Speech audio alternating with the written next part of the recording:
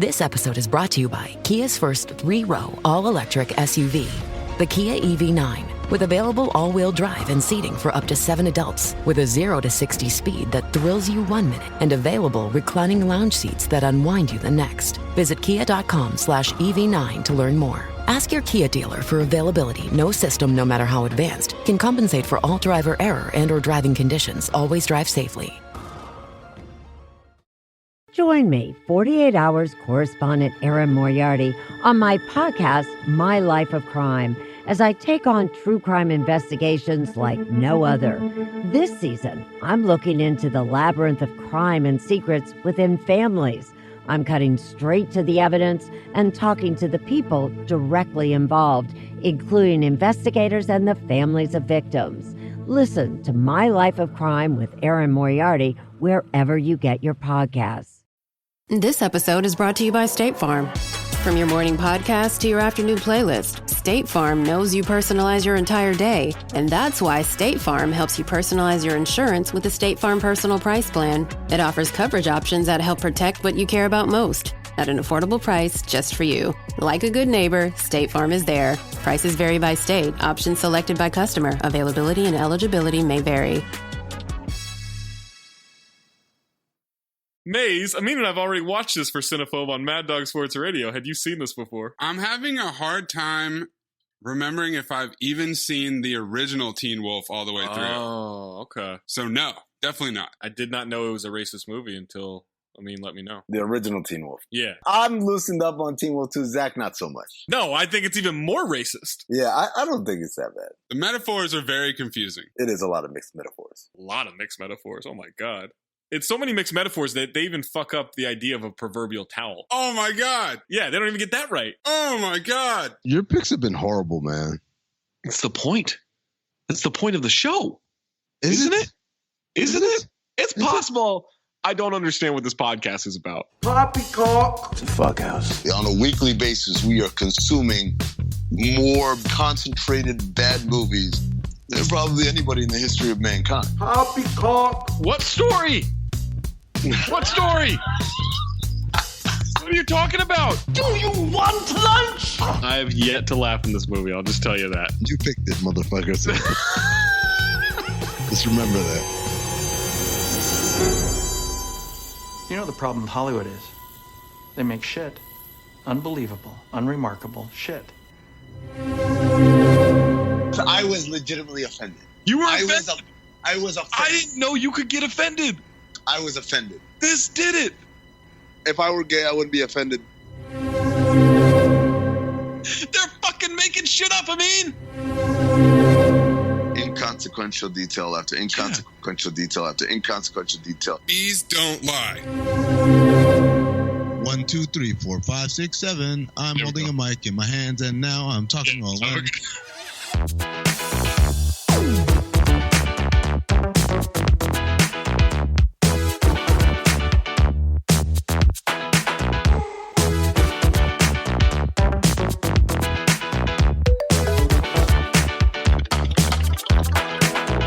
Welcome to Cinephobe, the podcast where we break down the movies you're afraid to admit you love. I'm Zach Harper, that's Amin Hassan, that's Anthony Mayes.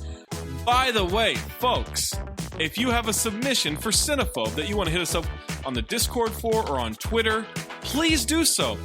But in doing so, reminder that it needs to be a 40% or lower on Rotten Tomatoes for either the audience score or preferably the critic score. Quit sending us movies, and we love them. By the way, we love the suggestions. We love the activation of the audience. We love it. We love some of them. The guy who suggested Theodore Rex, I fucking hate you.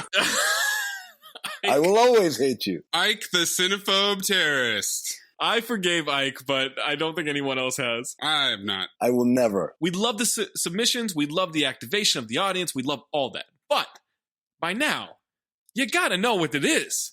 It's got to be 40% or less on Rotten Tomatoes for the critic score or the audience score. We'll take either of those. So please, only submit those movies. Don't submit like Citizen Kane and go, what about this one, guys? Rosebud, am I right? Don't do that. The latest example I have is Blood In, Blood Out. Was suggested, it's 55% by the critics, 94% audience score. That's just not going to cut. It's just not even close. You got to get some bots to bring one of those way down. This week on Cinephobe, we watched the 1987 boxing comedy Teen Wolf 2. The term boxing and comedy should both be used very loosely. Very loose. It is starring Jason Bateman in his film debut, gentlemen. Film debut. He had been in Silver Spoons. He was on Little House on the Prairie, but he'd never done a real movie before. So this was his first one. You guys know him now from like Arrested Development, Bad Words, Ozark, Juno, all that stuff, right? Tons of stuff. Amin, do you remember how he got this movie role? I do, because the first time I watched it for Cinephobe on Mad Dog Sports Radio, by the way, if you are a Sirius XM subscriber, Channel 82 Mad Dog Sports Radio on Friday nights at midnight Eastern, 9 p.m. Pacific, me and Zach, guess what we do? We do sports movies for Cinephobe Sports right there. It's a little different from the podcast. Right. More streamlined for a radio experience, but if you're listening, definitely listen and give us feedback on that. This episode we're doing today marks the first time we are double dipping. We usually do separate movies for that, but Teen Wolf 2 was so Cinephobe-tastic that we said, you know what, guys? We got to do this again. We got to do it again. So anyways, last time I watched this movie for Cinephobe Mad Dog Sports, my exact first notice, who is Kent Bateman? Because this movie is produced by Kent Bateman. And Zach, we found out that Kent Bateman is not just coincidentally named with the same last name as Jason Bateman. No, Maze, that is Jason Bateman's father. That's how he got this movie role. His dad produced it. His dad's middle name is Kent, which is also Jason's middle name. Oh, okay. It's funny, we often deride nepotism. But in this case, nepotism gave us something pretty good. It worked out, yeah. Like in the long run. Absolutely. We also get Estee Chandler in this one, the love interest. Estee would go on to do an episode of Star Trek The Next Generation and something called Terminal Bliss. But she's a visual effects person for Long Kiss Goodnight, Pleasantville, and Team America World Police. She had a hell of a post-acting career. She made it work. Which is good because the acting part, woof. Little rough. The movie also has John Astin, who was Gomez Addams from the Addams Family TV show, comedy legend. Speaking of nepotism, Sean Astin's dad. No way! This is a nepotastic movie. No freaking way! I never knew they were related. This keeps happening to me because I was watching Being There with Peter Sellers, and one of the producers of that movie was Martin Schwartzman. And lo and behold, that's Jason Schwartzman's dad. I mean, did you know Peter Sellers, father to NBA legend Brad Sellers? I made that up. That actually is not true. Actually, it might be true. I don't know. I haven't looked it up, but I don't think it's true. Brad Sellers is kind of light-skinned, you know. Dude, I'm tripping that Mikey from the Goonies is the son of freaking Gomez Addams. Wait, that's how you know Sean Astin? Yeah. Is Mikey from the Goonies? Yes. Not Encino Man? Not Lord of the Rings? Not Stranger Things? Not Rudy? I've never seen Stranger Things. It took me a while to figure out that he was in Rudy. What? He's the main character. Wait, is this a thing where you think Charles S. Dutton is the main character of Rudy? Of course. Of course Charles S. Dutton. The movie's about a groundskeeper at Notre Dame. Charles S. Dutton is the main character, and then the best supporting actor would be Vince Vaughn in that movie. Who just looks disgusted the whole time. When I saw Lord of the Rings, I said, "That Mikey from the Goonies." Wow, he put on a lot of weight. Is this true? Patty Duke is his mom? Yep. Wait, I didn't know that. Jesus Christ. It would have been real hard to not have a career. For real? He tried. He did try. We also get Kim Darby from True Grit, the original True Grit. We get James Hampton back as Uncle Harold. We get Mark Holton back as Chubby. Yes. Stuart Fratkin is the new Styles to tie the worlds together from the first and the second movies. So, mate, since you haven't seen the first one, I don't know if you pick up on a lot of these kind of callbacks in this movie / outright ripoffs, but at the same time that this is married with a bunch of characters who were recast for this movie because apparently they just had better things to do. So chief among them, Styles. The Styles from Teen Wolf is not the same guy as the Styles in Teen Wolf 2. Also, the coach from Teen Wolf is not the same guy as the coach from Teen Wolf 2, even though they are supposed to be the same character. So it's a really weird kind of mishmash of borrowing heavily on themes from the first movie while at the same time not being able to employ everybody from the first movie. Teen Wolf 2 is directed by Christopher Leach, who had directed 45 different TV movies or TV shows of his 50 credits for directing on IMDb. This was his fourth movie and his second to last movie. He wrote Universal Soldier. That seems to be the only thing of relevance that he's done. The writer for Teen Wolf 2 is literally named Cringe, spelled Kringe. It's true. We have Jeff Loeb and Matthew Wiseman for the story. They did Teen Wolf, Commando, and a bunch of comic book shit. And then Tim Cringe, who was the screenplay writer, known for doing an episode of Knight Rider, 2 episodes of Chicago Hope, a TV movie called Without Consent starring Jenny Garth. Oh, I remember that one. He also did Heroes and Crossing Jordan. Yep, created Heroes. So fuck you, dude. Wow. Okay, I never saw Heroes. Neither did I. Heroes was exciting for a little bit in the first season, and we got to this episode where the main 2 guys, the good guy and the bad guy, are finally going to fight, and they literally close doors in front of us and don't show us the fight. And I was like, fuck this. I'm out. Let me say this about Heroes. Number 1, Hayden Panettiere. Overrated. As an actress or looks? Overall, the hubbub about her. You know what the creepy thing is that it's all these creeps who remember her as a child. So they see the way she's grown up. And now they think of her that way. And that's the creepy part of her. Also, wasn't she married to a Klitschko? She was married to a Klitschko. The other thing about Heroes, it was all right until Marvel pulled out its dick and said, this is how you do superhero fucking TV movies. And that was it. No one talks about that show anymore. Sorry, NBC Universal. More like NBC. Huh. Synopsis for Teen Wolf 2. Todd Howard is a struggling teenager. Nothing seems to be going well for him until he turns into a wolf. Spoiler alert. I mean, that's pretty much the movie. Yeah, it is. Let's go home. Tagline, a hair-raising comedy. But we have alternative taglines. Hair-raising comedy, I think, is just lazy and cheap. But what else do they have? A hair-raising comedy starring Jason Bateman.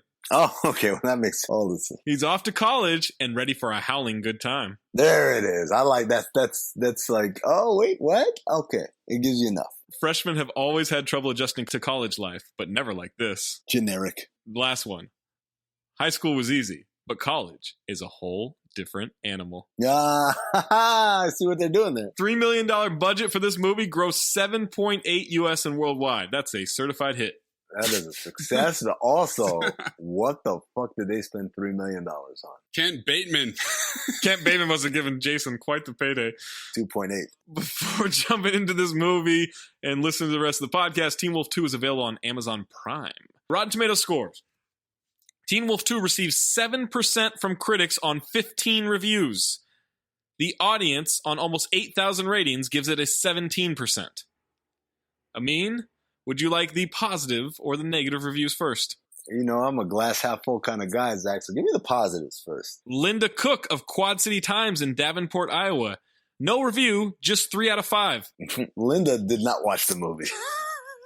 Think about that. When you're doing feedback, right, for something, it's like, could you tell us, what do? You just vote everything down the middle, right? Neither satisfied nor dissatisfied. That's what Linda just did there. Let's go to user Ryan M. 5 out of 5 stars. Amazing film. Jason Bateman is at the peak of his game for this one, folks. He takes the handoff from Michael J. Fox and just bodies this who genre. I think he meant whole genre. My favorite part is when he catches a frisbee with his bare mouth like a pup. My dude JB is a boxer in this piece, and I know one human I would prefer not to be, the guy boxing him. Because homeboy is vicious with the gloves, and he is hairy as heck, so it's kind of gross to be in close combat like that. Anyhow, check out this film. So many loose ends are tied up from the first Teen Wolf. You won't be disappointed unless you're a total dingus who doesn't like good cinema. And if that's the case, then why are you even reading this review? All right, Zach, you really have to start vetting some of these reviews a little harder. This guy's clearly trolling. My favorite review. You keep reading the troll reviews, the troll positive reviews. I think he brings up a lot of good points. The loose ends part? Yeah, loose ends. Why are you even reading this? User Leanne W, 5 out of 5 stars. Jason Bateman truly shines in his acting ability to do 2 different characters in one movie. Wish this movie was longer, but was so nice to see and hear no swearing. Happy face. User Scott D, 4 out of 5 stars. Not as good as the first one, but the whole feel of it is what the 80s was all about. Is it? And then final one, and I'm glad I picked this one, especially based on the start of this episode. User Peter H, 5 out of 5 stars. That's not the real Styles. Ah! This Peter H loved the movie, but just felt the need to point out. Well, actually. Negative ones. Barbara Schulgasser of Common Sense Media. Dreadful, unfunny sequel lacks charm of the original. I was with her all the way up until charm. Empire Magazine. An anemic ripoff interesting only as a minor 1980s artifact. A ripoff of what? Oh, I guess the first one. Michael Wilmington of the LA Times. The pacing is near cataleptic, and the movie's intended comic highlight is a frog fight in the biology lab. Isn't that just what you're dying to see and hear? Did Ethan Strauss write that review? TV Guide, it's hard to imagine a more calculated sequel than Teen Wolf 2. Oh, man. You know what? On the nose, TV Guide. I tip my cap. Nigel Floyd of Time Out. This tedious sequel casts the producer's uncharismatic son, Bateman, as Fox's similarly afflicted cousin Todd, but offers only a faint echo of its predecessor. Yeah, you know what that's called? Cold Takes Exposed. Who's uncharismatic now, bitch? Kevin Carr of 7M Pictures. Why? Oh God, why? I mean, I asked that question a couple of times. Rita Kempley of Washington Post. Bateman is bland and inoffensive in this dopey role, half of which is performed in a cheap hairsuit that makes him look like an escapee from a polyester petting zoo. I'm going to just disagree with all of that. And then last two, these are from users. User Ben T, 1.5 out of 5 stars. This has to be one of the worst films ever made. Singing Werewolf Party? Really? What do you think the 1.5 was for? I don't know. Maybe he really likes boxing. No, it can't be that. User Linda F, 1 out of 5 stars. I just realized that this Teen Wolf is Jason Bateman? Either way, don't bother with this one unless it's on right after the first Teen Wolf, which is what happened to me. I can't imagine watching back-to-back Teen Wolves, man. Also, if you're a TV channel, if you're playing the first one, play the second one. Get the rights to the second one. It can't be much. You know what I hate? Back to the Future, followed by nothing. Give me all of them. Give me all 3. Plus, the third one's the best one. I stand by that. I don't know. It's not the best one, but I definitely I am with you. We are in a small vocal minority of people. It's good. Fight back against people who think it's not good. It is awesome. Yeah, it's legitimately good. It's not Godfather 3. Amin, what is your first note? My first note was, who the hell is Kent Bateman? Found out. By the way, before we start, I feel like I should just give everyone a refresher. Teen Wolf is an extremely racist movie. It is an allegory to what white people fetishize the black experience to be. So you got this guy, Scott Howard. He's very unpopular. He's kind of dorky and not cool. He's on the basketball team, but he's not very good. And then all of a sudden he becomes this other thing. And what happens? First of all, basketball, he goes from being a kind of dopey vanilla player to having all types of sauce and dribbling crossover, spin moves, very flashy style of play, windmill dunks, etc., etc. Something that he exploits on the court and at first is very successful and then turns everybody off because he's such a ball hog. But then he turns back into a white player to quote unquote play the right way so that they actually win the championship that way. Play the white way. He becomes a wolf, all of a sudden super popular with all the girls, all the ladies love him. He's getting head in the dressing room, all types of crazy stuff. But then when public opinion turns on him... Wait, is that the first thing you think of with being black is you get head in a dressing room? No, it's not the first thing I think of. It's the first thing that white people think of about black people. And then, boy, I'd really like to get some head in this dressing room. If only I were black. No, it's like the idea is like, oh, he gets cast in the role because he's so cool and charismatic and da-da-da, and then all the bitches love him and da-da-da. And then, but then, again, the message is, oh, they don't really love you. And they leave him, and then he got to turn into a white guy again to find his one true love, right? He's walking down the hallway, no handshakes, all daps and high fives, including one really awkward breakdance move with the one other black guy in school, and so on and so forth. Goes to the school dance, goes out there, starts dancing, changes the whole dance routine. Everybody's following, copying his dance. Oh my God, they're such great dancers. They have such great rhythm, right? All of these things are just really what white people think being black is about. But again, because it is a Hollywood movie, we have to reinforce that being black, while it may look cool, is not what you want to be. And being white is the best thing ever. And that's why he turns back to a white guy, gets the girl, wins the championship, gets carried off on the shoulders. Nobody wants to see it. Maze, I know what you're thinking. And I'm thinking the same thing. Hearing this theory is quite the privilege. See what I did there? White privilege. Quick bossa nova. I can't help myself. I have to share with you guys. So the first time I met...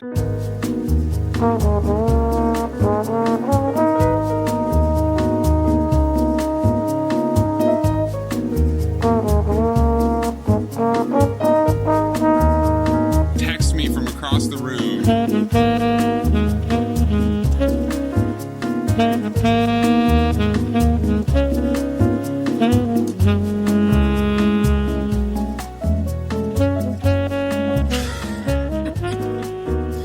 Then go back to my 750 credit score.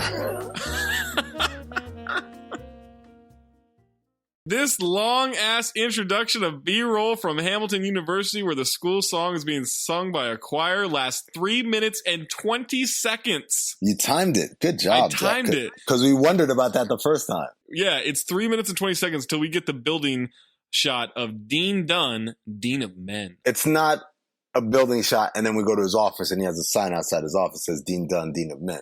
The entire motherfucking building is named after him. There's a building, there's a huge plaque outside that says... It is carved into stone. Dean Dunn, Dean of Men. Cut to Dean Dunn's office, and John Aston has a Rottweiler sitting in a chair, and Coach Finstock is in the other chair. He asks Coach Finstock if he knows why he's here, and Coach Finstock replies, yes, sir, $32,500 per year, and summer's off. This guy's got some lines. Look, he was recast, but I gotta say, he was pretty funny. He's great. The way for this college to get back to its glory days is by giving the alumni a boxing team championship. I promised the alumni I'd give them a winning boxing team, which I put question mark after. Why are we talking about this? What school is this where boxing, that's the one that the alums all care about? Fuck the football team. Basketball, go suck a dick. I want to know how we're doing in boxing. This is the clumsiest Basil exposition we've had today. It really is. It's really bad. I love that term. Todd Howard is supposed to be the key to this. He's a marching band geek who doesn't play sports. Finstock was the coach of his cousin Scott at Beakertown High for basketball. Now he's a college boxing coach. Todd got a full scholarship based on the coach's recommendation, to which he replies, my recommendation? That's great. Another great line. This dude really, really kills it. Todd is picked up by Uncle Harold. As they try to find his dorm, Harold says it's okay to be stressed about college, especially with his particular worry, then turns into a werewolf to punch that point home. Todd says being a werewolf skipped his family. What a hypocrite. Uncle Harold kept this shit a secret for most of Teen Wolf 1. He's like at least 50 years old in that movie. Keeps it a secret at all times from his own son. Now this dude out here coming out the closet like, on every wolf, it's all in me. And then you want to be wolf, wolf, wolf. In the first 2 minutes of the movie. Yeah, it's something he hides from his family his whole life. And now all of a sudden he's just like at a crosswalk, turns into a wolf. Yeah, man. Wolf's really out of the bag, huh? The werewolf makeup is terrible. But also, I don't know what I expected, because, what's a real werewolf look like? Yeah. I just know not this. You sound like my man who said, that's not the real Styles. As they're about to pull into a space, what is that, a T-Bird? Is that a Trans Am? Trans Am! Big movie for Trans Ams, baby. Official car of the douchebag of the 80s. Goes flying in, steals the spot. These hot girls and the tough guy get out of the car as Todd tries to say that was their space. By the way, Todd, total hornball immediately. So there's a couple of things. First of all, yes, the Trans Am is the official. If you ever in the 80s wanted to make sure everyone knows this guy's a douchebag. How do we do it? How does he push somebody? Does he bully somebody?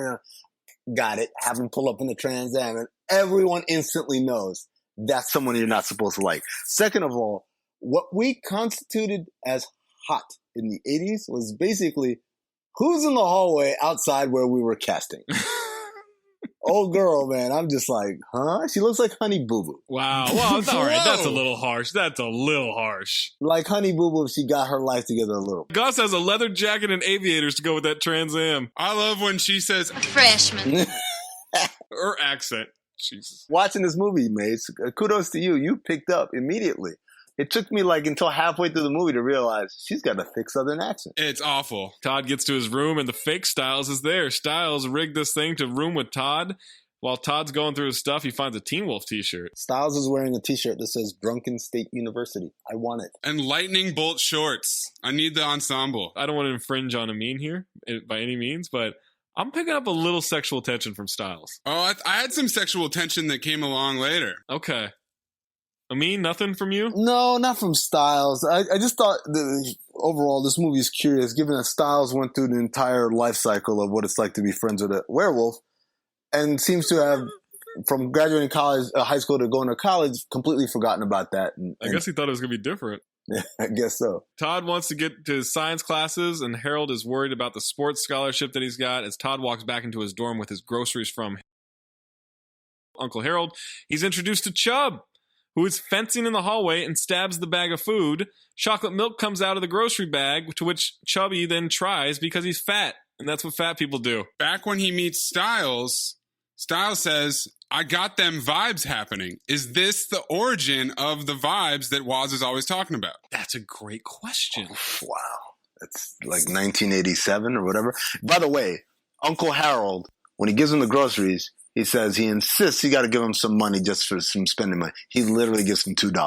It was the 80s, man. It's inflation. $2. Todd is mad. His classes got changed by Styles, to which then Styles tells Chubb, that boy's got werewolf written all over him. Everything goes as planned. We're going to take over. We're going to take this school by storm. Sounds like they're going to run a train on him.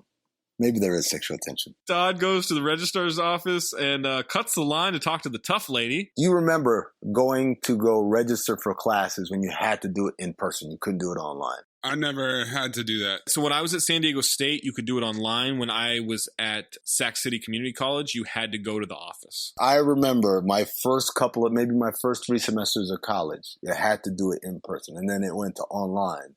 And that was like a game changer. But yes, this scene right here, Maze, that's how people used to do it. Like, you have to go there, have this thing filled out, and it was the most... that's one, like, people say they miss college. Whenever I think of college, I think of registering for classes. I'm like, I do not miss that shit one bit. I don't miss college. What I miss is right after college. That's the peak time. No. I'm sorry, man. I miss what I'm doing right now, minus kids. Like, making money and like having my bills on auto pay. Yeah. This is the highest moment. I know you're such a lame. Oh, you went to be a cornball. I was broke. I was broke for most of my life. So yes. Oh, for sure. Yeah. Making money is way better. Forgive me for liking disposable income. Yes. Oh my God. Like, you're kidding me. Go back to college for what? I can do all that stuff now with money, though. His eyes go red. His voice gets deeper. She changes his classes immediately. His reaction was borderline unprovoked. Cut the line, as you mentioned. You'd be like 5 people and just cuts right to the front of the line, watches the dude in front of him get chewed out.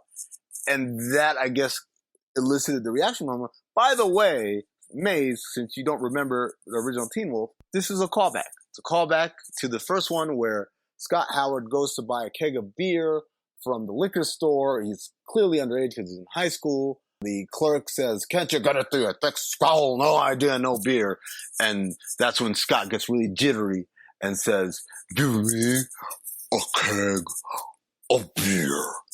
And old man like shits his pants and gives him a whole keg. Did Michael J. Fox's forehead also pulsate like Quado from Total Recall is in there?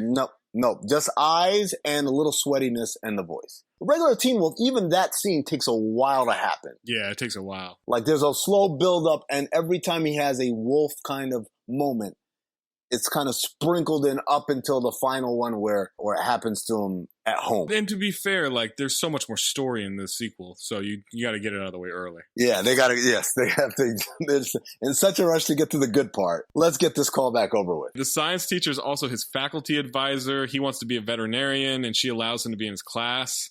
She's real weird, by the way. She's a super weird teacher. Something was up there, and they explain it much later. But yeah, right. There was a little bit of sexual tension, or maybe she's a biologist and she wants to study his anatomy. Okay. Oh, okay. I thought that she was a lesbian, and that's how they depicted because of the haircut. That is profiling. Yeah, and that's how they depicted homosexuality in the 80s. Wow. Like, they just didn't know how to handle it, so they're like, like, you know what really killed me about that haircut? She had just the slightest tufts at the bottom of that she mullet. She just looked like Gozar from Ghostbusters, right? Like, yes, he did. That's what she looked like. Where's the gatekeeper? Where's the keymaster? Right, exactly. He meets Nikki. She's the love interest, I guess, and it's the least sexual tension in the movie so far. There's zero chemistry. And they're in a science lab. She's got the biggest glasses ever, which I guess nowadays are Well, he does in. too, though. He's got grandma glasses. He has some But big her ass glasses are really bad. Her glasses are like the size of a TV screen. That's how you know they're nerds, because they got glasses on. Yeah, okay. Despite her being a female nerd, Todd has to mansplain to her how to turn on a microscope. No, this is a key element. The fact that she does not know how to use an electronic microscope. She's like, there's nothing on this. She's very catty and snotty. Like, there's nothing on this. Well, because she heard that he's a jock. She couldn't find the fucking slide. He had to find it for her. Whoa, right? nice. Pulls it out. Still It's right here. Hold on. It's right here. Maybe if you spend 5 seconds looking through that as opposed to staring at me when I'm having a private conversation up there, you'd find it. Gives it to her. She looks into the scope like, there's nothing on this. Well, bitch, you might want to turn it on. Does she say thank you? She say, oh, my bad, man. Like, I'm sorry. I don't know. I was tripping. Nope. She just goes about her business. This is the stuff I couldn't do on the radio, so. Now Todd goes to meet his coach. Are you a coach? I need to talk to a coach. That's a great way to find somebody. Trying to get an explanation for the scholarship. He sees a picture of Scott, his cousin, tells him he's not like that. The coach yells at a janitor, you missed a spot. Mop the basketball court, by the way. He finds out he's supposed to be a boxer. Dean Dunn comes to the practice, pours water on Todd after Chubb knocks him down, and he yells at Todd. When he tells the coach, I'm not like my cousin. I know what you think. I'm not like him at all. The coach gives this weird, long sob story. Yes. And so, Zach, I know you're probably wondering, or maybe you weren't wondering, Mayes definitely picked up on it. It's like, what a weird non sequitur that didn't make sense. Yes. Here's why. It's a callback to Teen Wolf 1, where Scott Howard goes to tell the coach that he wants to quit the team because he's having a lot of issues. And the coach goes on this long tangent. And at the end of it says, the way I see it, I should be asking you for money. Basically implying that the whole time the coach thought that this was all a scheme for Scott to kind of squeeze some dollars out of him. Right? And it's actually one of the few scenes in Teen Wolf 1 that's very well written. Right? It's like, I got this kid, his mom was a housekeeper. She had this pin in her hip, right? He wanted to quit. And he tells this whole story that it applies in no way to Scott's reality, right? It was very well done. This movie tried to do the callback and have the coach tell another kind of not applicable story, except it just comes off as the ramblings of a lunatic. Now we get to the library. Nikki and Todd are fighting over the same book. She calls him a jock and says it's over his head. Todd overreacts, yells at her, starts piling up books in her arms, throws a book at another dude. His eyes glow and he leaves the library. He is a hothead. He does not overreact at all. This dumb bitch. Oh my God. Are you kidding me? You don't even know how to turn on a microscope. You telling me it's over my head? Oh, so she's bad with technology, but he's supposed to be some great genius when it comes to that? I'm in the fucking class. I gave you also, not one, she got her but hands on it first. He tried to steal it from her, Amin. He's reaching through the shelf to the other shelf to grab a book that's on her side. Who does that? Also, it's the classic two potential lovers meet cute in the library and they see each other through the shelves, except they're squatting on the ground. If the resistance was, hey, I had it first. If the resistance was, hey, you're reaching from the other side. You're not even supposed to be able to get this book from over there. Then I'm with you guys. He is a hothead and he's out of place. How does he even know what fucking book it is? I know that's a very good question, but that's not what happened here. What happened here is she said, oh, you're a jack. It's over your head. You're dumb. And her dumb ass, A, couldn't find the slide, and B, didn't know how to turn on the goddamn microphone. No, Amin, she did what was necessary to get the book because you know what? She ends up with the book. She knew how to push his button. 12 extra books. Attaboy, Todd. Nikki follows him out, gives him the book. Friendship, but zero sexual chemistry has started. That doesn't stop him from getting real horny as they watch some, like, classical music demonstration or practice. I don't understand what that was. Oh. So she chases after him, gives him the book. He's like sitting on the steps all sad. Then he chases after her, tries to give her the book. Yeah. And then he says, I won the Tri-State Science Fair. Then they go to the quartet. And he's so horny. He's so horny. Oh my God, he's so horny. The quartet, well, we'll get to that. Definitely. It gets a lot less subtle than that. Oh, it gets so hornier. Oh my God. My favorite part about it is clearly the music is not coming from them. Oh, rather, it is coming from a Casio keyboard. Right. Of when, you know how it says violin? And it still sounds like a keyboard, but this is the violin sound. That's exactly what it sounds like. He starts to ask her to be a study partner, but she thinks he's asking for a date. He's not the only horny one. Oh, she wants it too. She wants the jock's jock. She absolutely wants it. You know how I know? Because the first time she laid eyes on him, she didn't know how to fucking turn on a microscope or find the goddamn slide. Cut to a tea party for the scholarship kids, and the hot girls are there. The dean introduces him to a benefactor. He introduces Todd to Lisa and Emily, the hot girls. He makes Lisa dance with Todd, and that's where Lisa's southern accent is really on display. It's really bad. And then Con Air bad. I might have to dance with you, but I don't have to talk with you. That's 100% not a pull from the movie. That is me doing a perfect representation of how she sounds. At this point, I'm wondering, what the fuck is going on with this dean? Is he a fucking pimp? Because he's introducing this benefactor, and he says that she has other endowments, and it's like the creepiest insinuation ever. Hamilton University, more like Hornball University. I couldn't tell if he fucked her or if she was gonna fuck Todd, but he's Dean Pimp from this point on. By the way, just gonna throw this out there. Emily, hotter than Lisa. Oh, 100%. Chubb is playing the tuba. Styles is the caterer. Todd growls at Lisa as they dance, and he is horny. There are 7 students that go to this school.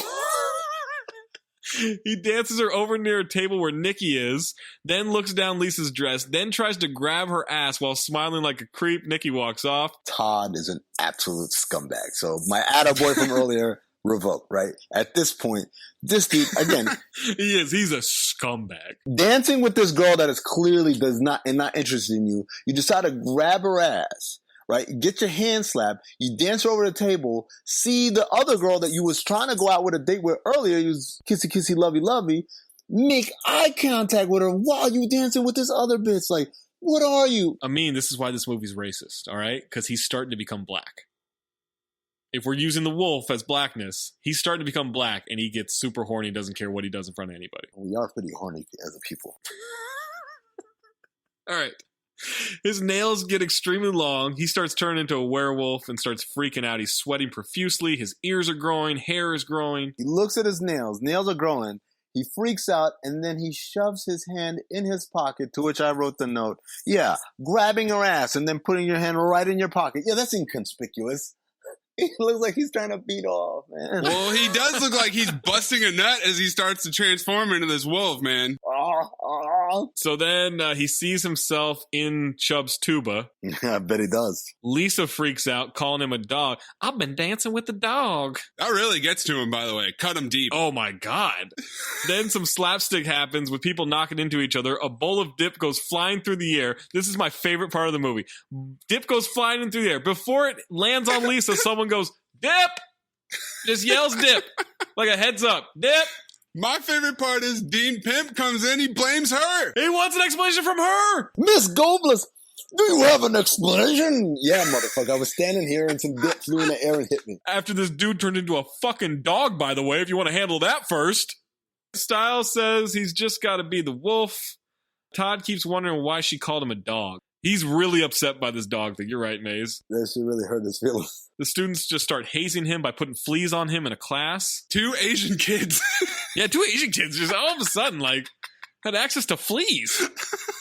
I don't understand that racism, but I believe it's racist. It took 0, and I'm talking about 0% resistance to get these people to buy in to doing this. Everybody was in on it. Hey, put some fleas on that dude. You got it, bro. First of all, I did it. Everybody in school, in college, knew who this guy was. Like, wait, what are we doing? We put fleas on him. Why? We turned into a dog. Wait, what do you mean he turned into a dog? There's no social media. There's no text messaging. There's no email. No. That's just word of mouth. That's good guerrilla marketing. Or wolf marketing.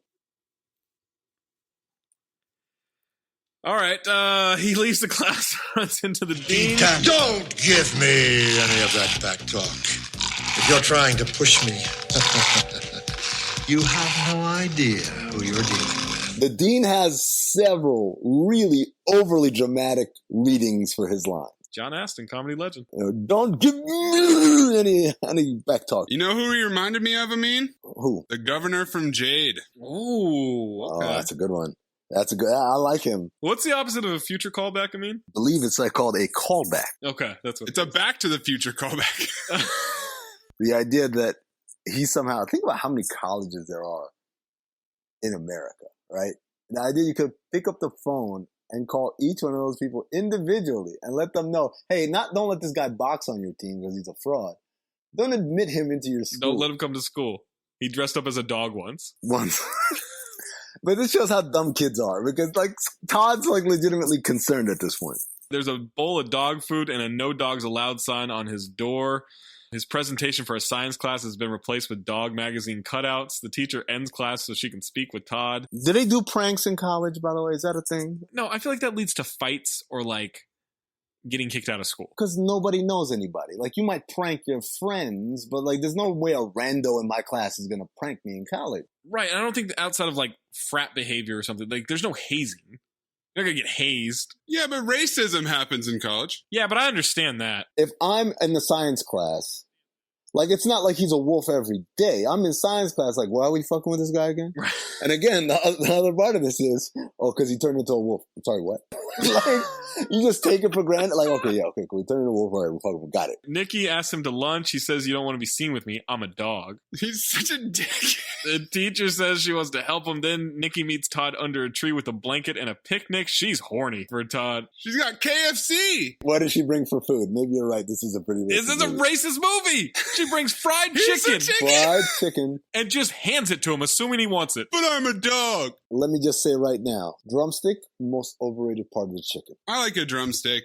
I like a drumstick. It's not the best, but I like it still. It's overrated. I mean, the thigh's the best. Thigh is also obviously the best, but the drumstick, it's just super inefficient. It gets all the love as far as people, drumsticks. But you think about it, like a lot of it is just a lot of sinew and gristle and parts that you can't eat. Like you get one good bite off the drumstick, and the rest of it is just kind of all tendons. Oh, you can and eat ligaments. Oh, you can eat it. You can eat it? Is that what you just said? Yeah, you can eat it.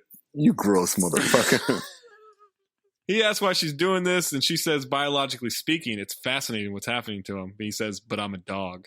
Then she kisses him, and it's time to box, guys. Real nice, quick smash cut to the boxing match. It's a military academy against Hamilton. What a coincidence. That's what happened. Smash cut. Smash and cut.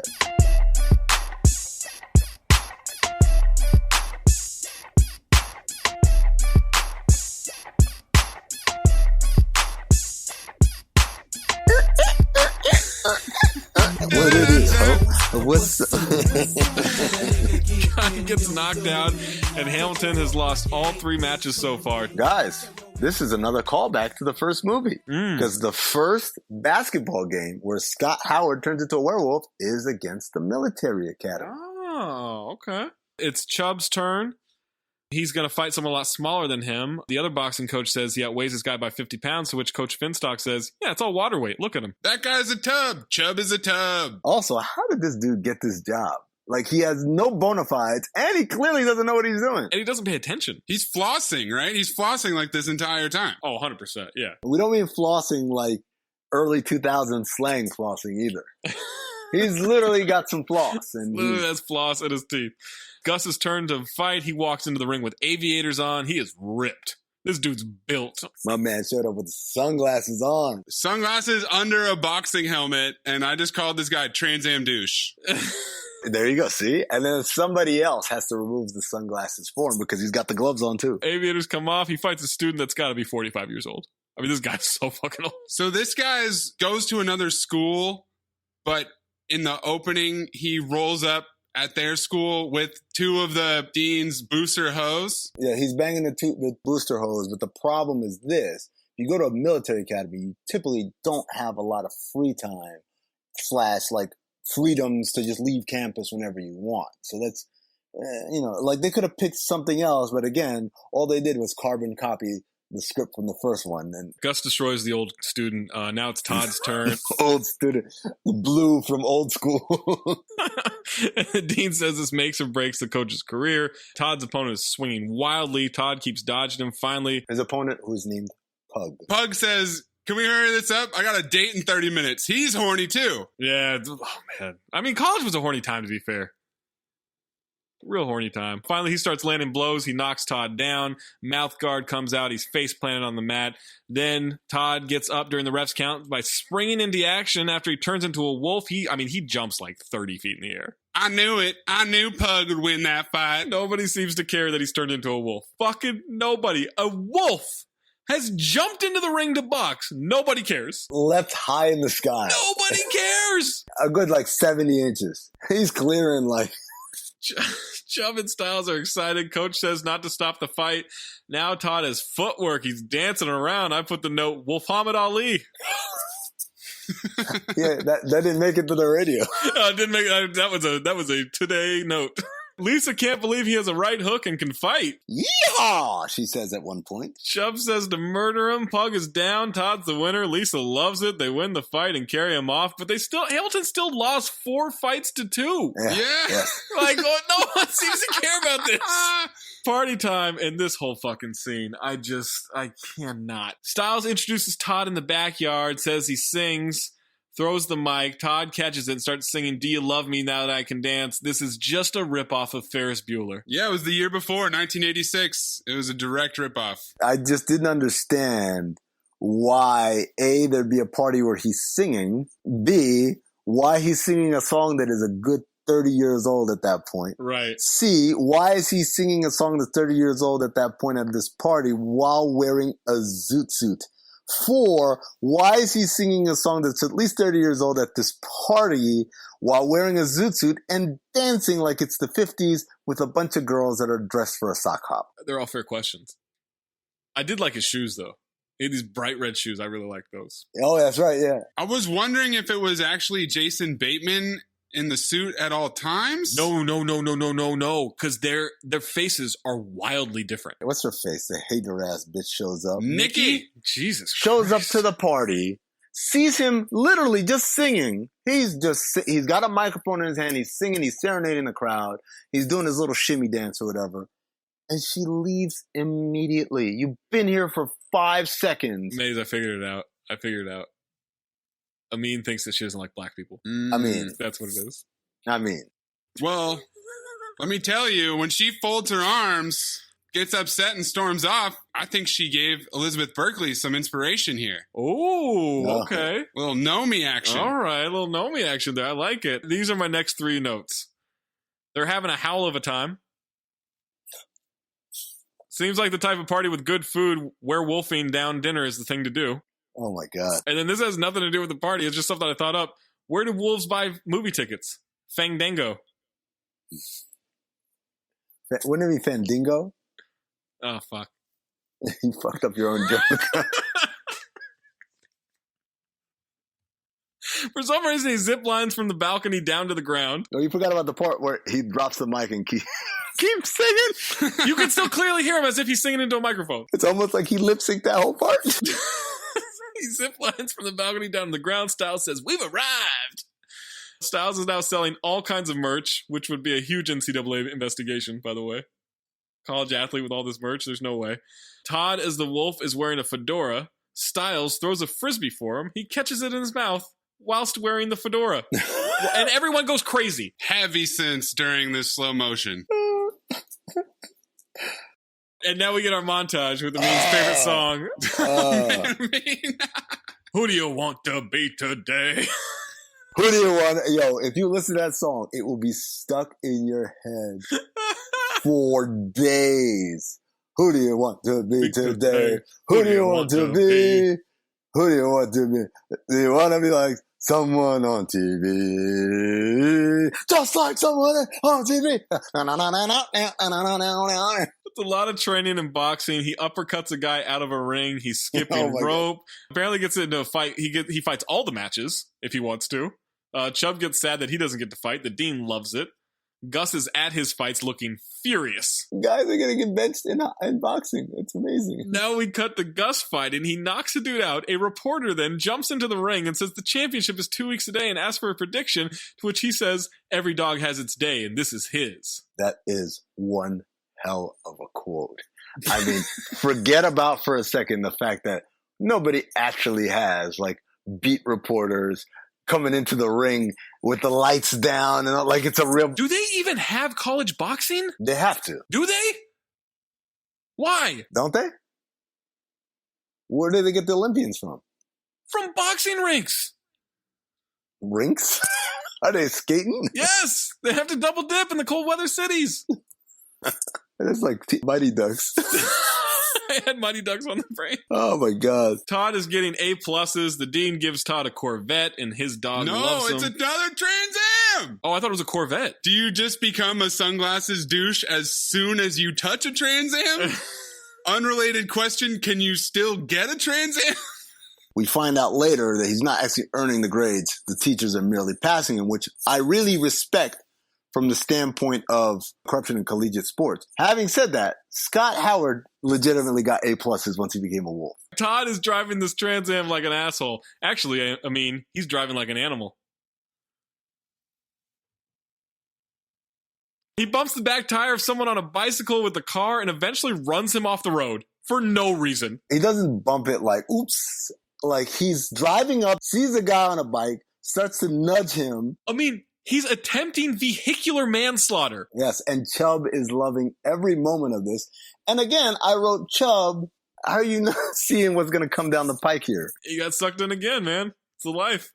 It's a wolf life.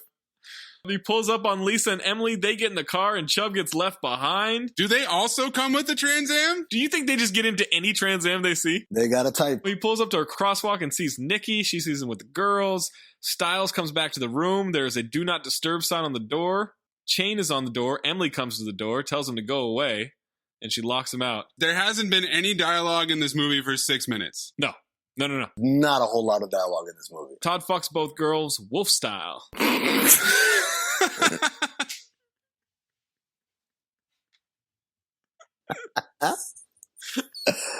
Now I'm just imagining Malin Ackerman just saying, fuck me like a wolf. Cock me. I've created a monster. Emily answers the door, very scantily clad. Woof. But the underwear cut, it deflated any sexual energy she should have had. The cut of the underwear in the 80s was just very not flattering, right? Like, it's got a huge arc. Styles goes to Chubb's room. Chubb farts and has cookies in his bed, and he sleeps next to a refrigerator. Because he's fat. Styles says he's created a monster. Styles, again, you lived through this. I don't know why this is a shocker. And two, I'm pretty sure if he said, come here, Styles, why don't you get one of you get Lisa, I'll get Emily, Styles would have no problem. Oh, he would have been fine, yeah. He got frozen out of the triangle offense, and now he want to cry about it. He thought it was an Earl Thomas and his brother situation. No. Yeah, no. Yeah, it's timely. Topical. It's a future callback, or is that a regular callback? I can't even tell with the time anymore. Back to the Future callback. That might seem outdated by now, but it was like 2 days after this shit happened when we recorded it. A day. It was the next day. Back in the lab. That's not a basketball patois Twitter thing. They are literally in the lab. Nikki is mad at Todd, slaps him with a dead frog when he asks her if she's jealous, and she says they only like the wolf. That's a metaphor for dick, right?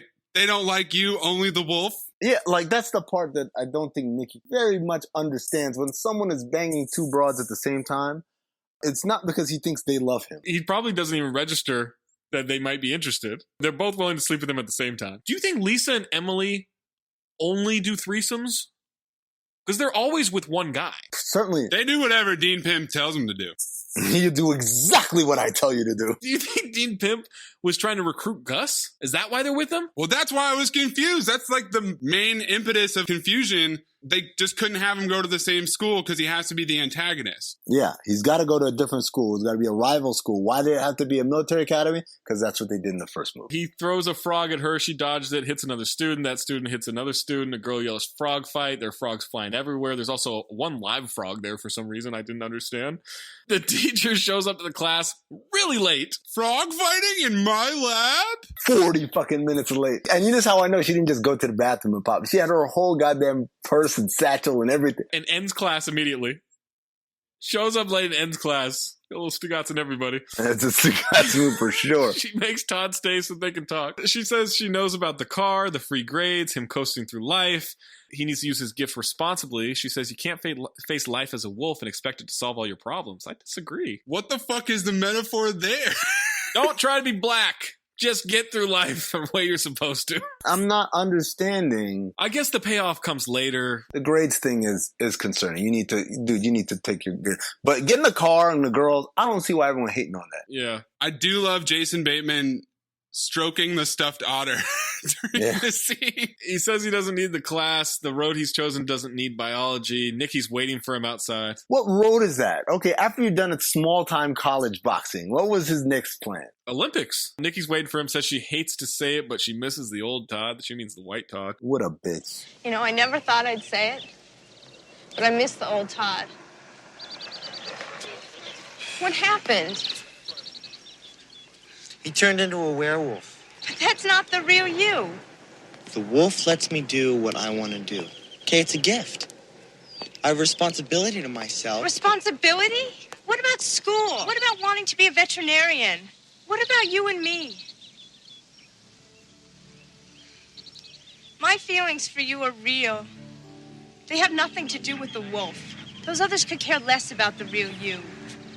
Look, I'm late and you're wrong. Cut to mini golf. He's on a date with Emily and Lisa. Okay, he puts in 2 balls simultaneously. Hey. And all I could think about was like, is this a reference to the threesome? It's got to be. Putting 2 balls in simultaneously. But that doesn't make sense. Yes, it does. I know. He should have had 2 sticks. No. He should have put 1 ball into 2 holes. No, how do you do that? Exactly. But it doesn't make sense. Like, he doesn't have 2 dicks. No. 2 balls. That's why it's 2 balls, not 2 dicks. He doesn't have 2 dicks. He has 2 balls. So they're the balls and he's the hole? The coach told him that the guy had 2 thumbs. Are they pegging him? No, here's what's happening. They are the holes. He takes his balls. He stretches them. One goes in one goes in the other. That's not 1. Okay. Sexy. And 2. Okay. How a threesome works. How about this? They're both sucking on his balls. You guys happy now? But just with 1 mouth? They both... Oh, it was 1 mouth. That's true. That's the way it's done, girls. Anyway, Gus is there, tries to play through. Why the fuck doesn't Gus have his sunglasses on, man? Because we need the fire in his eyes. Gus asks how they can take him seriously because he's a freshman with an awful lot of hair. Todd wants to fight. He says he doesn't fight chipmunks. He wants to fight man to man. Lisa and Emily go with Gus, and Todd is left all alone. Gus says that he's going to die in the ring, then crushes a golf ball with his bare hand, which is fucking impressive. Shout out to Gus's best friend. Gus says he's going to kick his ass. I don't fight chipmunks. Not here, Gus. Not here, Gus. That dude. There's so much desperation, man. He practiced for days in front of his mirror to deliver that one line. Not here, Gus. Also, Gus, very strong name. I like it. They don't make enough Gus's anymore. By the way, not his real name. We'll get to that. Not his real name. This is a callback to the scene in Teen Wolf where he goes bowling with Pamela, and then Mitch shows up. Mitch is the bad guy. Mitch is the Gus in the first one. And he says one of the most racist parts of the movie. He says, I know all about your family. Scott Howard's mom is dead in the movie. He says, I caught your mom stealing chickens out my backyard, so I shot her with a shotgun. Basically, very lynch-heavy language that Mitch does there. Yeah. Gus, not so much. Gus is just here to crush your balls. Gus is just here to fuck 2 girls at once. I like how Teen Wolf 2 decided to up the ante. He's like, no. Can't just fuck 1 broad. He's got to fuck 2 of them. Todd goes back to the Styles and Chubby, tries to make up with them. They both call him a jerk and walk out. Todd's all alone yet again, and he's wearing 1990s draft night pants. NBA draft pants. Like, those pants are fucking huge, and they're oddly striped. He goes to the empty boxing ring in the middle of the basketball gym. Uncle Harold shows up. Todd had asked to talk to him. Harold says he can show him some things from his boxing days. Show him some things from his boxing days, which we haven't seen in quite a while, which made me think, hold on. If there's something in boxing that isn't used anymore, unlike pretty much any other sport, there's usually a pretty big reason why they don't use it anymore. Because it'll get you killed in the ring for trying that. Todd goes to the library. He and Nikki make up. He gets a chance to make up his final at noon, his final test. Tells her he loves her. Yeah. Dropped it kind of quick there, pal. It's a 3-hour test. His boxing finals are at 3 p.m. He's in. Now he's cramming with Nikki as Send Me an Angel plays for the montage. Send me an angel. This was brutal as fuck. Send me an angel right now. Right now. And by the way, in the middle of cramming for this one exam that'll determine whether he can stay in his preferred major and all that, could fuck a little bit. Why not? They start making out halfway through, and then they have a fuck break. I'm not just cramming for this final, if you catch my drift. Then he puts on a different sweater, which I can't tell if it's her sweater or not. Did he start wearing her clothes? Upon rewatch, it's not her sweater. Okay. But at first, I thought it was like, oh, they're trying to show that like the sex was so wild, they wore the wrong clothes afterward. He gets back to studying while she's sleeping. He pulls an all-nighter, then goes to take his test. She's going to come watch him box. She's sleeping because he gave her the drip. He put the drip down. Put him in bed. And my Jimmy runs deep, so deep, put her ass to sleep. Woke her up around 1. She didn't hesitate to call Todd Howard the Top Gun. Do you think it's a full moon in that situation? He takes the test. The teacher interrupts him. He stops saying it's the best he could do because he missed a few classes. She skims it, maybe 2 pages. 3 seconds. It's a 3-hour test. And said he did well enough to pass the course. You passed. Looks like you passed. What? Looks like she's part of the problem, I mean. Oh, my God. He shows up to the gym. The coach wants to know where the wolf is. Todd says they're a team and will fight as a team, and that he wants to fight Gus. Yo, shout out to Styles. Despite being super pissed at Todd, he's still selling that merch. Oh, yeah. He's going to get that money. Chubb looks like he has indigestion, then starts singing the Hamilton song poorly. The dean comes in, tells Todd he could go to nationals and then the Olympics. Oh, my God. The dean comes in hot, baby. From here, we go to the state finals, then to the nationals, the Olympics. Remember, this is only your first year. All you got to do is fight and win, and I'll take care of the rest. Grades, cars, money, women. It'll be our little secret.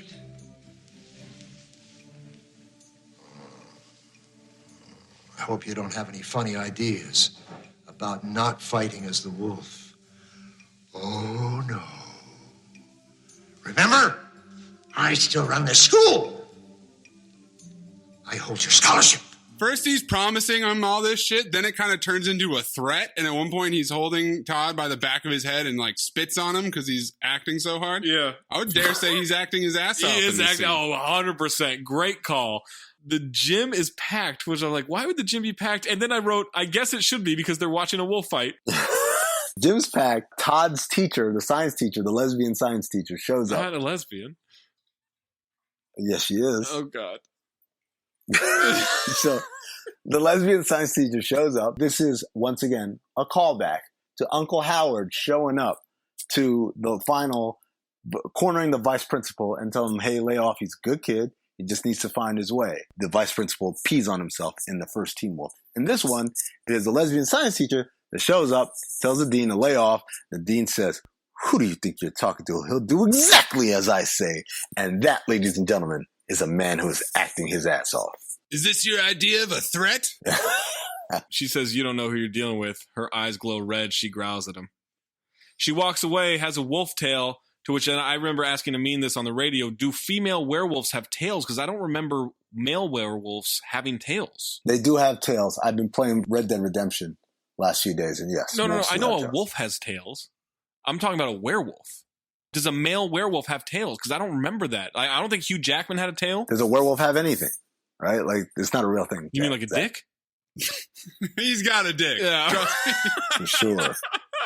For sure. Also, sexual tension there, even though it means calling her a lesbian? The walk away, she definitely sachets her ass. I think Dean Pimp was trying to turn her out. Maybe he's trying to turn her. Past tense, already did. Chubby gets to fight and he wins. A lot of rope-a-dope in his fight. An announcer comes to the ring to introduce Gus and Todd. Where does he welcome them, Amin? What? Maze, to be honest, this might have been the thing that upset me more than anything else in this movie. He welcomes them to Hamilton Memorial Arena. This place is literally the size of my high school gym. Literally. I think it's smaller than my high school gym. It is a high school gym with bleachers. And this asshole has the gall, the temerity to call it Hamilton Memorial Arena. Who are they memorializing? What is up with this fucking announcer, by the way? Clearly a man, but has a very, very womanly voice at times. Screechiest voice? Screeching, yeah. We find out it's Steve Gus Gustavson.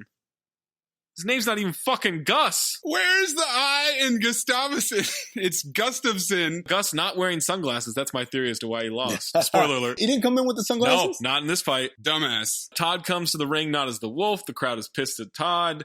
The dean asks what the meaning of this is, to which Coach Finstock says, tactics? Todd has the car keys in the ring with him for some reason, hands them to the dean. That's going to be a major red flag for any NCAA person there. Imagine that in the middle of a basketball game. Like, kid throws John Calipari the keys to a Corvette or the Trans Am. Gus is working him. Todd can't hurt him at all. First round is over. Gus punches Styles. Emily is the ring girl because, of course, she is. This is when I looked her up because I was like, all right, this Emily's kind of fine, actually, right? Like, she's in the ring girl suit and everything. So I looked up who she is. This is the only acting she's ever done. You know who she is? Who? She was married to Luke Perry, and they have 2 kids together. No way. Yeah. They were married from 1993 to 2003. Luke Perry was creaming the... Wow. Give him the cream of the crop is what I wanted to say. He was creaming. You're right. That's how they got the 2 kids. Another round of Todd taking a beating, but he isn't getting knocked out. Styles says they've got to throw in the proverbial towel if he's not going to win. This made me so angry. That's not how a proverbial towel works. It's a literal towel. It's a literal towel. That's how boxing works. You didn't have Apollo Creed's trainer saying, throw in the proverbial towel. Throw the damn proverbial towel. Throw the proverbial tile. Tile, yes. Shout out to Tyrese. Harold from the stands tells him to throw an uppercut. That's apparently not Todd anymore. That's the secret, an uppercut, which, by the fucking way, he knocked a dude out of the ring with one an hour ago. Gus says, I'm going to make you howl in pain. Todd keeps taking a beating. He tries to get out of the ring. The ref asks him where he's going. He says home, and the ref says, let's box. What? He gets fucking knocked out immediately. What? He gets knocked down again. He won't turn the wolf even though his eyes are glowing. He's been down for like 30 seconds in slow motion. Even for slow motion, this is a really slow 10 count. And by the way, only at 7 when he starts to get up. Mickey mouths, I love you.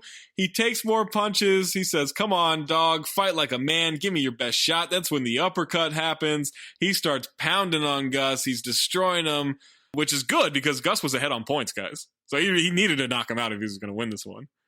Gus gets knocked out. His fall is better than Jack Nicholson's death in The Departed. They rush the ring. Todd is the new regional champ. And when he gets knocked out, someone starts throwing popcorn at him, which is just, guys, act like you've been there before. Please do not throw stuff into the ring. You don't want to get the school disqualified. That's what would happen. Todd moves past Lisa and kisses Nikki. Then Chubb grabs Lisa and kisses her. Yeah. A real Me Too moment. Problematic. She walks away. Roll credits to Do You Love Me? Do you love me? Do you love me? Do you love me? We got a little bit of trivia here. The course schedule when Todd has his registration card is girls volleyball, candle making, French chefs, and fencing. Thanks, Styles. One of the reasons Michael J. Fox refused to reprise his role in the sequel to Teen Wolf is that he had no desire to go through the arduous process of getting into makeup to play the werewolf. Was he going to be a boxer in Teen Wolf 2? Try my hand at this. Also, I kind of feel like it would just completely do away with the whole storyline of Teen Wolf 1, which is, I don't need to be a wolf. Let me try being a wolf again. Well, if they made Teen Wolf 2 with Michael J. Fox, would they just have done basketball again? Would it have been street ball? Would he have gone to the inner city? Would he have been accepted, I mean? Only as a wolf. Would there have been black on wolf crime? No, they give him all these special daps and stuff, and then, because he'd be cool. And then they'd all get high on crack then, because it's the 80s, and they're black. I mean, he's a wolf. During the first boxing practice, Coach Finstock is reading a Boy's Life magazine that says, "Make room for the wolf." And then my favorite bit of trivia was Alyssa Milano was scheduled to do the third film about a teen wolf girl playing football in high school. She was going to receive help from her father Scott and her uncle Todd, but the poor performance of this film and Air Bud canceled those plans. Air Bud didn't do well? That's what it says. I'm a dog. They think I'm a dog. Damn, Air Bud caught a stray. On their show, Gene Siskel and Roger Ebert specifically gave the film 2 emphatic thumbs down, with Ebert complaining that they had picked, along with Date with an Angel, the 2 worst films possible to be released on the same day. What's Date with an Angel, you might ask? It's a Phoebe Cates movie with the tagline, "Jim is about to marry a princess, but he's in love with an angel." Please let it be like a real little angel. The picture was released during an early, mid-1980s cycle of werewolf movies. These included Wolfen, 1981, The Howling, 1981, Teen Wolf, 1985, Howling 2, Your Sister is a Werewolf, 1985, Full Moon High, 1981, Teen Wolf 2, 1987, The Company of Wolves, 1984, Howling 3, 1987, and An American Werewolf in London, 1981. Howling 2, Your Sister is a Werewolf. Golden Dumpster nominees, kind of a deep field here. Trans Am Sunglasses Douche, a.k.a. Gus, screechy-voiced announcer, Coach Finstock, who seemed completely checked out the entire movie, Chubb, Styles, the sing-along scene, Lisa's southern accent, and then Dean Pimp. Mine's easy. I know what mine is. Is it? Or then you go with yours then? Dip! Oh, yeah. You love that. I do. I really love that. I'm torn, man. I'm torn between Dean Pimp, who acted his ass off in this movie. He did. And Coach Finstock, who just had so many great one-liners. I'm going to go with the montages, all of them. Any montage, wow. Any montage with music in it had me. Whether it's who do you want to be today, who do you want to be, or whether it's send me an angel. When he was driving, there was this song called Outrageous. That was amazing, too. Yeah. Excellent soundtrack. Yeah. Despite a late push from the screechy-voiced announcer who came in like hot fire, I don't know if you guys caught the part where Emily was taking her robe off and he was like, "Oh, let me help you with that." Yes, I did catch that. It's everyone in this movie. Horniness everywhere we go, but it's got to be Dean Pimp. Sean Astin's dad, John Astin. Golden Dumpster. Can I change mine? My Golden Dumpster is horniness. Emily? Oh. Just 90 minutes of people trying to get it in. Over file, I mean. I don't even remember what I gave it on the radio, but guess what I'm going with this? I'm going to give it a file. You gave it a file on the radio? Because to me, this is the essence of what a cinephobe movie is all about. It is awful. It is unintentionally funny. It is memorable. And it has some semblance of a storyline, which cannot be said the same for Theodore Rex. I hate that motherfucking movie so much. Maze? First of all, I want to give a shout out to Damon, who campaigned to get this movie watched on Cinephobe for almost a year at this point, and he's been pushing for it the entire time. So shout out to you. You're the opposite of a terrorist, whatever that is. You're a Cinephobe hero. It was really fucking bad. There's no doubt about it. There's a lot of terrible acting, but it was enjoyable. It was the fun kind of bad. Jason Bateman, just kind of watching baby Jason Bateman run around and do stuff, knowing that this is his first part. You can kind of see the traces of what he became. Yeah, you see a little bit, right? Yeah, some of the reactions and everything. I wanted to ask the question, has Jason Bateman eclipsed Michael J. Scott's career at this point? Or Michael J. Fox's career? Who the fuck is Michael J. Scott? I just did an office brain fart there. I think he has, based off longevity. Big time. Fuck you guys. That's not a fair fucking comparison. Healthier, too. Hey, has Steph Curry eclipsed Pistol Pete's career? Like, that's the same argument that people make when they say LeBron played more seasons. Right. Except the other guy is dead. Or he's not dead. Wow. Did you just kill Michael J. Scott? Michael Scott. Long story short, Dean Pimp and his antics really, really hooked me. This announcer guy, I'm fascinated by him. It's a file. Long story short, like Michael J. Fox's career. Also, the orgasm during the dance. Oh, yeah. that he has. Yeah, he did come during that dance. We've all done it. there's a lot to digest here, right? In terms of good and bad with the movie. I did enjoy it the first time we watched it for Cinephobe on Mad Dog Sports Radio. On the rewatch, though, this time, there are times where I'm just like, what is this movie? What is happening? Why is this the way it is? But it was a file then. It's a file now. I could watch this movie a lot. It sweeps. Like, again, the unintentional humor is so high. I would watch it before I watched the first one. They were both on right now. Yeah, I think so, too. Oh, damn, we need a better exit line than that, right? Say it again. Say the same thing you said. I would watch it before I watched the first one. Like, they're both on right now. I'd pick Teen Wolf 2. That's because you're racist. Next time we make love, you introduce me to Jade.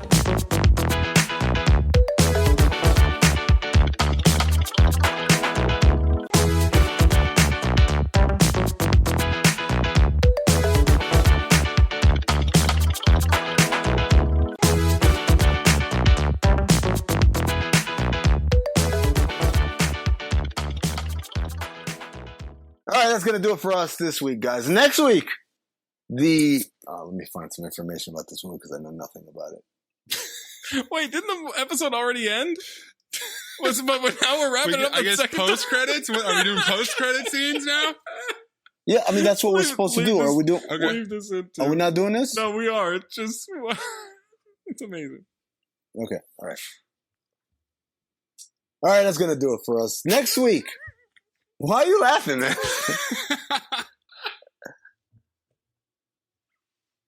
All right, that's going to do it for us this week. Next week, we review the 1989 movie Teen Witch, starring Robin Lively and Dan Gautier. I don't know who either of those people are. I just know Maze is super excited to have so many teens in a row.